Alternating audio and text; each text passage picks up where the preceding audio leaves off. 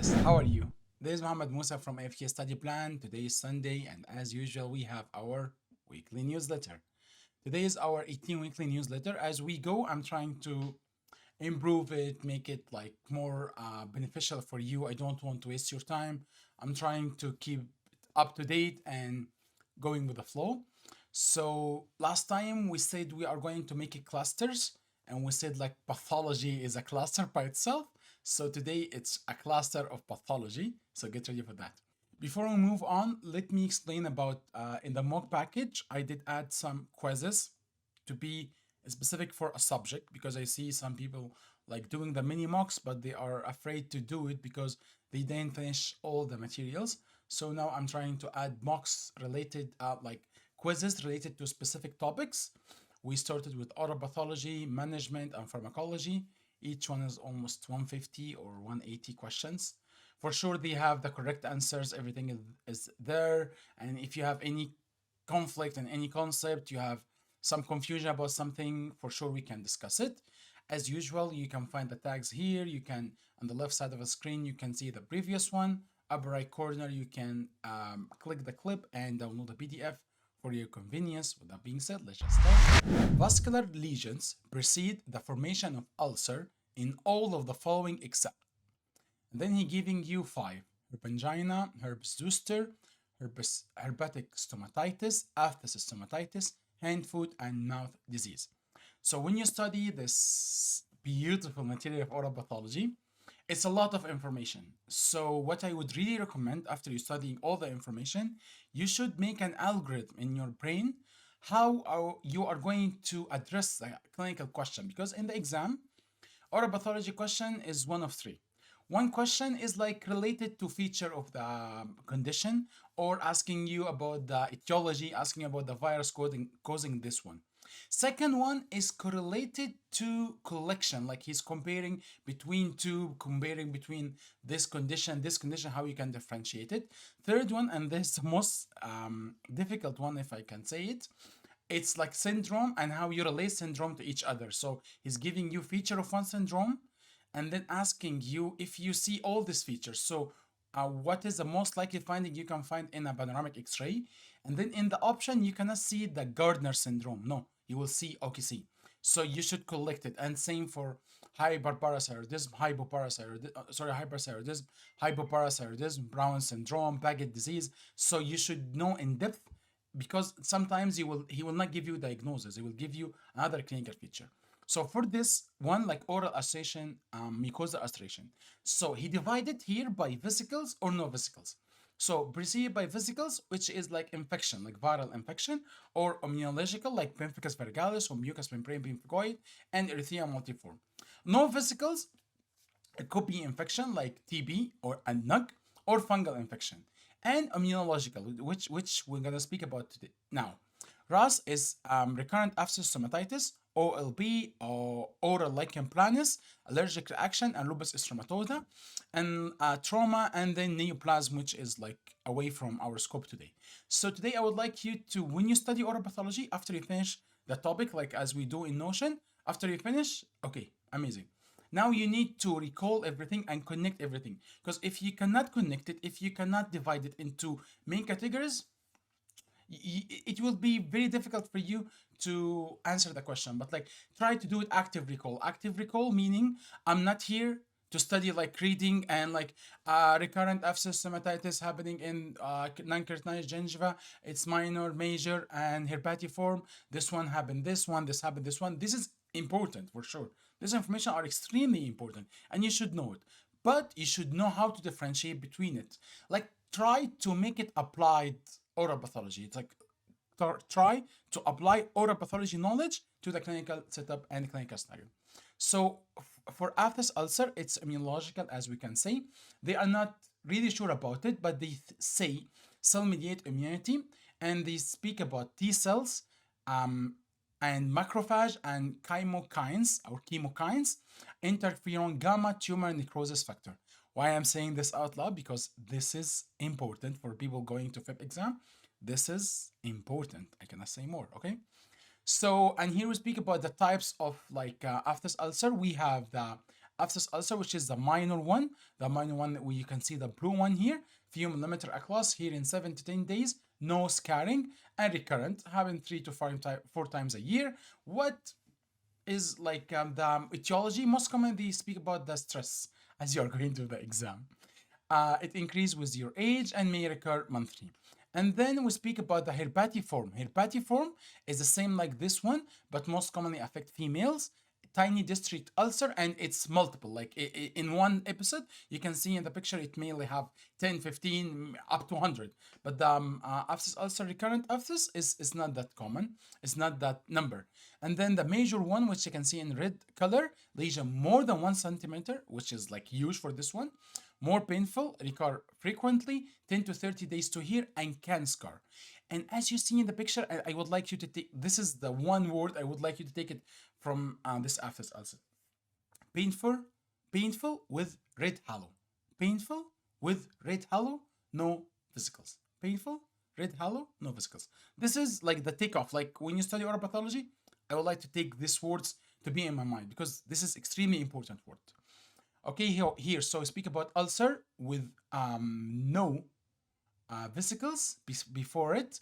It's after stomatitis. All other the other options here are preceded with vesicles, which ruptures and then lead to the ulcer. Okay. Which of the following is the most effective pharmacological treatment for angular cheilitis? So what's angular cheilitis? And let me give you a joke here. Like let's read option first. Amox, clendametro, streptomycin, nystatin.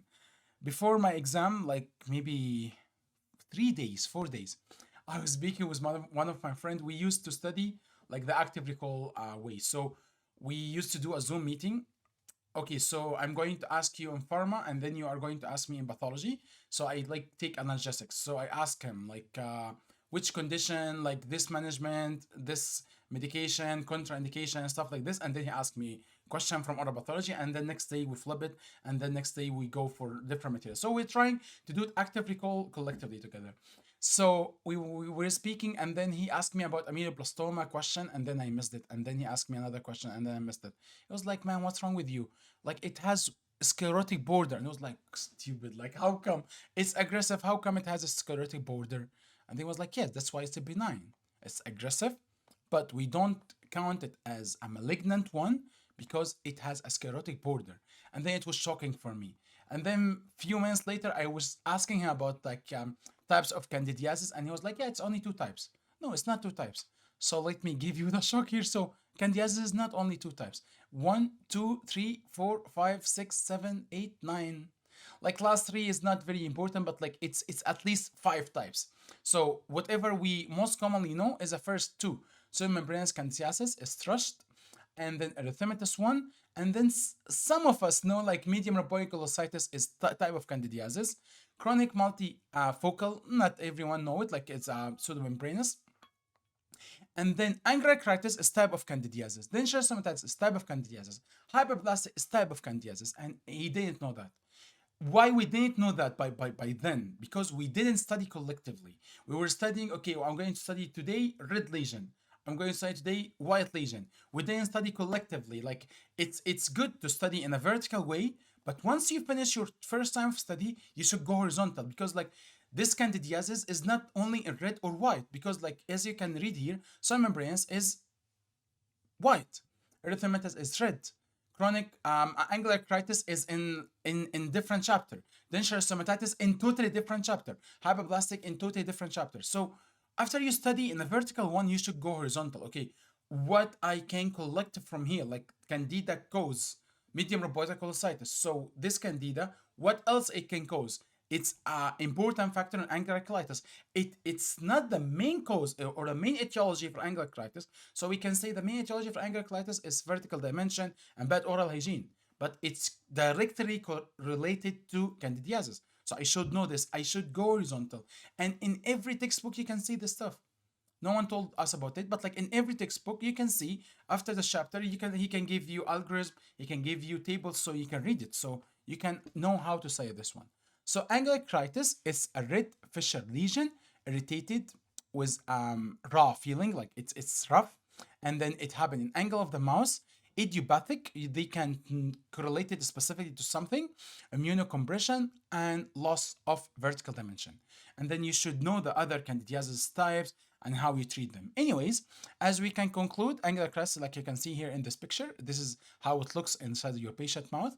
So most commonly, it's because of the a vertical dimension is not correct with the denture. This patient, I think, has natural teeth, but maybe this patient is diabetic and has bad oral hygiene. That's why this is happening with him. So let me explain about angular crisis because, like, for a long time I was just memorizing it. Like, you should know why is this happening.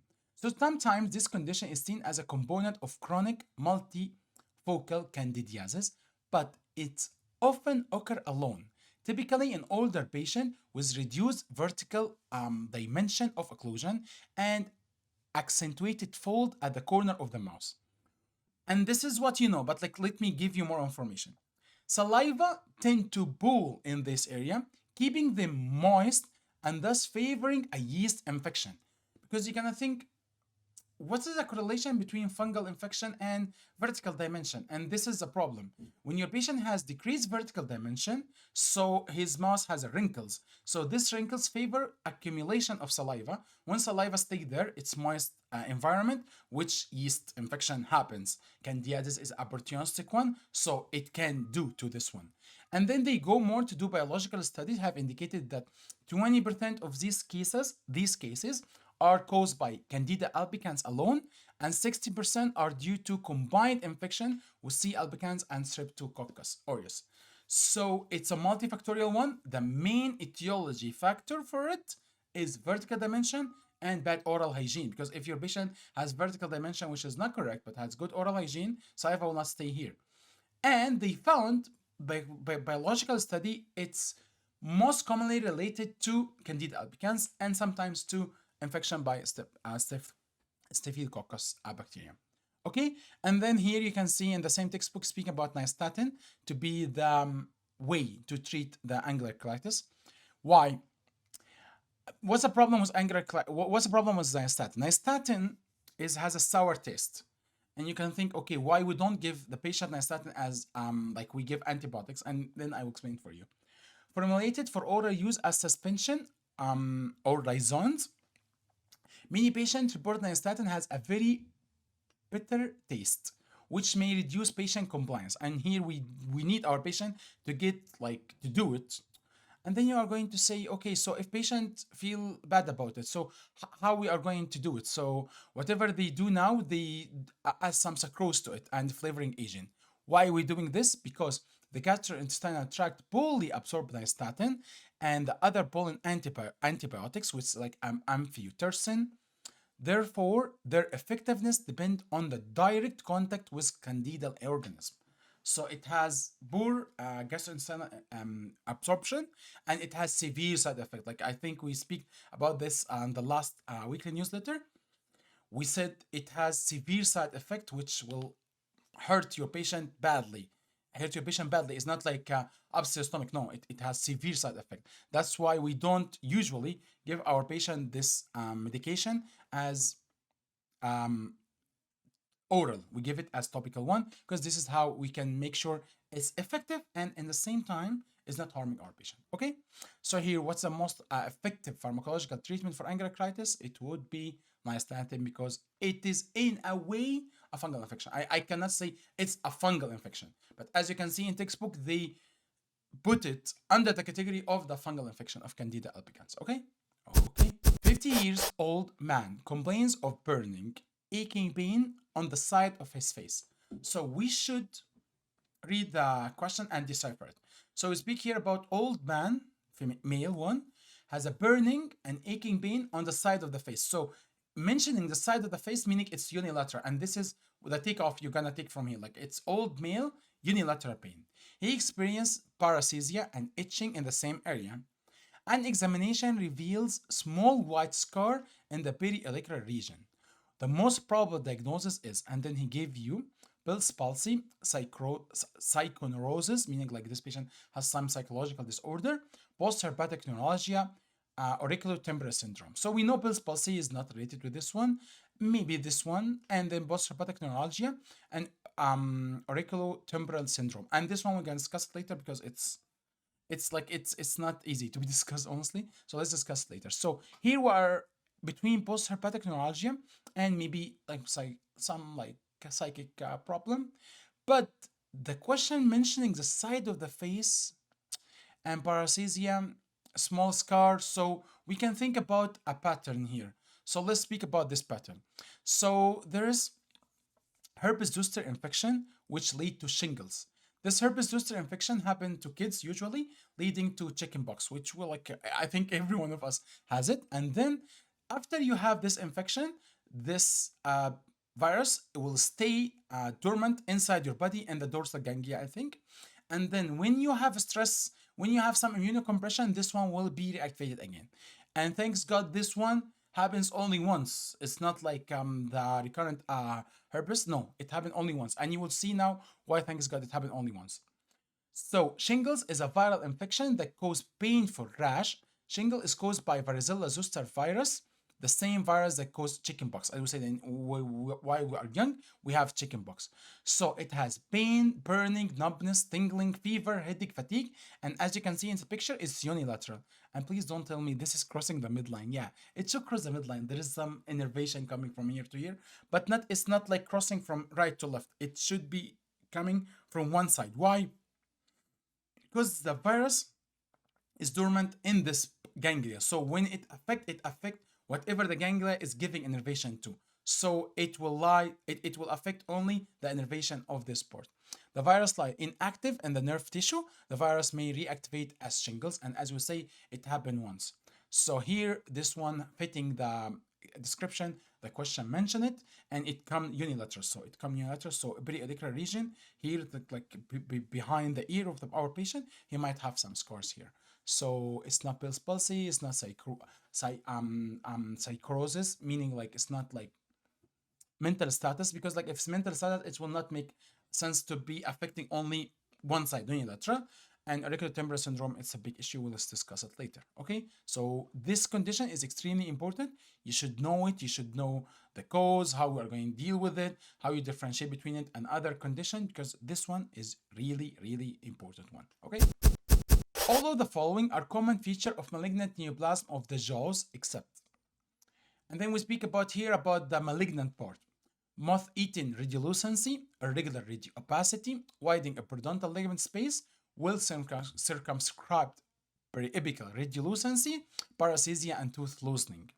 So here we go back to the ameloblastoma condition. I told you about it because like in the neoplasm, we have these conditions: squamous cell carcinoma, verrucous carcinoma, basal cell carcinoma, malignant melanoma, multiple myeloma, lymphoma, Hodgkin or non-Hodgkin lymphoma, Burkitt's lymphoma, osteosarcoma, chondrosarcoma, Ewing, Kaposi, and metastatic jaw lesion. All these conditions, what they have in common, it will not be regular border. This all condition is aggressive, leading to bone destruction, leading to paresthesia, leading to severe problem for our patient, leading to loose tooth, leading to resorption of the root of the teeth affected in this area. So all these conditions will never have will define sclerotic border. If they have it, so it will go to under a different category, which would be like ameloblastoma. Ameloblastoma is aggressive, moving and then doing expansion, doing root resorption, doing this stuff, but will not consider it as neoplasm. Will not consider it as neoplasm because it has well-defined sclerotic border. That's why we say well circumscribed, but apical radiolucency will not fall into the category of malignant neoplasm. It will be in this category, but not malignant one. Malignant one, as we say, it will be more aggressive and will lead to more destruction in this area, not giving the body a way or a space or a time to make it well circumscribed periapical radiolucency. It will be ill-defined, moth-eaten radiolucency, irregular radiopacity. Okay? This is also important. Again, in this one, I'm trying to give you a way how to think about oral pathology, because I see when you're asking question about oral pathology, it's good you have information, but you should know how to collect information and make it in a horizontal, like I love to say it this way, horizontal study. When you do, after you finish the chapter, you go, so I'm looking in this stuff. So what's common between this stuff? What I can say, if I say it, it will fit in everything in this category. So you can know, okay, this fit here. If it doesn't fit everything, so as ulcer, so preceded by vesicles or not, so you make it two. Vesicles, no vesicles. Same for red lesion, same for white lesion. When you study this way, it will stick in your mind and you will have a map, you will have a way to remember this stuff. Okay? Which of the following is the most common site of Kaposi sarcoma? Tongue, palate, gingiva, buccal mucosa, floor of the mouth. So let's speak about Kaposi sarcoma and what's the meaning of Kaposi sarcoma, and then let's discuss what is the most common location. So Kaposi sarcoma, as you can see here, it's a vascular mal lesion.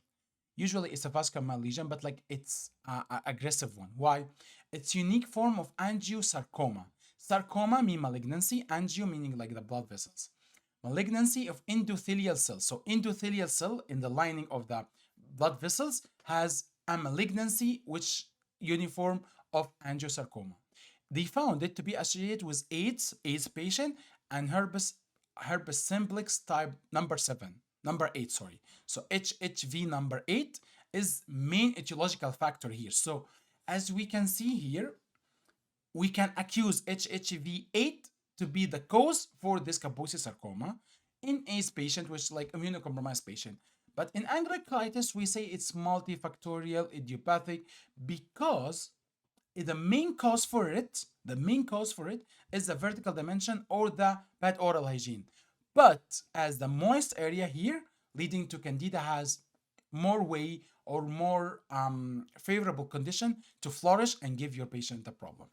Small lid papule which enlarge and fuse to purple brown spongy nodules. So and I didn't bring this one because like it will confuse you, but how it starts, usually it starts as a flat color, would be like deep red to violet, spread it over like you can see it in the hard palate in diffused area. So if your patient HIV, so you should make some screening for him. If he's not HIV, so you should send him to do blood test and to check what's wrong with him. And then as it's like progress, it will collide to give you this one, which may give the nodule shape. It come in the palate, it come maybe in the labial mucosa here, sometimes in the tongue, but this is very rare to be in the tongue. Most common, hard palate, gingiva, and buccal mucosa is the most common. Gingiva might be in this area. So how to differentiate between them? So when you study here, so you might think, okay, so how differentiate between this one and pyogenic granuloma? So it's totally different picture, clinical picture inside your patient mouth and the history, because pyogenic granuloma, your patient has almost always bad oral hygiene. Most commonly will be pregnant female patient having this one, and it bleed profusely and it's not painful, and your patient will not have this area or this clinical picture of HIV or immunocompromised patient. On the other side, the other one, Kaposi sarcoma, it will give you this color because like it's angioedema. It's angioedema related to endothelial cell. So it's like basically it's accumulation of blood inside the blood vessels because of some malignancy happening in the blood vessels. So it will give you deep violet color and it will not bleed. The pyogenic granuloma will bleed. This one will not bleed. So this is how you correlate between stuff so you can understand it and make a coherent story inside your brain. Okay, so the most common one is a palate, followed by, as we said, gingiva, and then the buccal mucosa. Okay, so that was all for today's newsletter. I hope you can get some information how to study oral pathology because this topic is extremely important. And let me recap again. So oral pathology question in the exam usually fall into three categories. First category, like direct question. This condition is caused by this virus. This condition most commonly happens here. This condition etiology factor is this one. Okay, so this is the direct questions, and there's the most common type of question you're gonna see in the exam. And this vertical type of studying is amazing. It will give you information you need. And the second one, it will give you question how to differentiate between two conditions related to each other, like herpes and aphthous. How you can differentiate between them. How you are going to fix or answer these questions, you should study horizontal. So after you finish the ulcer, you should go back again. So if I'm going now to differentiate between ulcers, how am I going to think about it, how am I going to differentiate between them, infection, immunological, preceded by vesicles, not vesicles, like white lesion, how am I going to differentiate between them, can be wiped off, cannot be wiped off, related to infection, related to immunological support, immunological suppression. So here you can differentiate between this stuff, and then you go like neoplasm. How long is it malignant one, and there's non-malignant one, a benign one. So depending on the expansion and the border of it. And third one, this is the most difficult one, but when you solve it, you feel so good about yourself. About syndromes, he will not ask you this. Which syndrome is this happening for? Which syndrome is I mentioned in the question? No, he will give you some clinical feature, and then telling you. So what is the most commonly you will see in the X-ray? What's the most commonly you will see in this one? So let me give you example. So if you speak about old male patients coming to your office frequently to change his denture in frequency higher than usual. So if you take a panoramic X-ray for him, what's the most commonly you will see in the upper posterior teeth, upper molar posterior teeth? So you must see in the option hypersegmentosis, because this is a Paget disease. So when you think about Paget disease, so you should know it. So it's like question, you decipher it, you get that diagnosis, and then it will be so easy to get the answer. But if you read the answers, you feel like, what's the relation between this stuff and the main question? So this is the way, so you can decipher the information about oral pathology. Nasty question. Okay. Thank you very much. See you next Sunday.